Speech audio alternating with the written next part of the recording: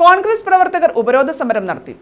നീണ്ടകര ഗ്രാമപഞ്ചായത്തിലെ റോഡുകളുടെ ശോച്യാവസ്ഥ പരിഹരിക്കണമെന്നാവശ്യപ്പെട്ടാണ് ഉപരോധം സംഘടിപ്പിച്ചത്. നീണ്ടകര ഗ്രാമപഞ്ചായത്തിലെ റോഡുകളുടെ ശോച്യാവസ്ഥ പരിഹരിക്കണമെന്നാവശ്യപ്പെട്ടാണ് കോൺഗ്രസിന്റെ നേതൃത്വത്തിൽ നീണ്ടകര ഗ്രാമപഞ്ചായത്ത് ഉപരോധിച്ചത്. കോൺഗ്രസ് നീണ്ടകര മണ്ഡലം കമ്മിറ്റിയുടെ നേതൃത്വത്തിലായിരുന്നു ഉപരോധം. Block Congress committee president Menchezhath Girish ഉദ്ഘാടനം ചെയ്തു. യാത്ര ചെയ്യാനും പറ്റത്തില്ല, പണ്ടുണ്ടായിരുന്ന അസൗകര്യം ഇല്ലാതിരിക്കാം.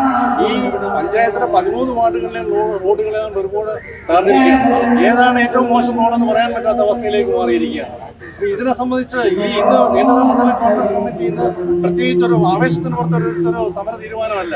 ഏതാണ്ട് കഴിഞ്ഞ 4 വർഷങ്ങളായിട്ട് ഇതിന് പരിഹാരം ഉണ്ടാകും എന്നുള്ള ഒരു പ്രതീക്ഷയിലാണ് ഈ കമ്മിറ്റി നിലനിന്നിരുന്നത്. മണ്ഡലം പ്രസിഡന്റ് പവിഴപ്പറമ്പിൽ പുഷ്പരാജൻ അധ്യക്ഷത വഹിച്ചു. Helen Rajan, Satheesan, Devadas, Sasikumar, Anu, Santhosh, Jackson, Sheela Sajeev, Albert, Raju, Achu, Haris, Johnson, Safiya, Arun, Aneesh തുടങ്ങിയവർ പങ്കെടുത്തു.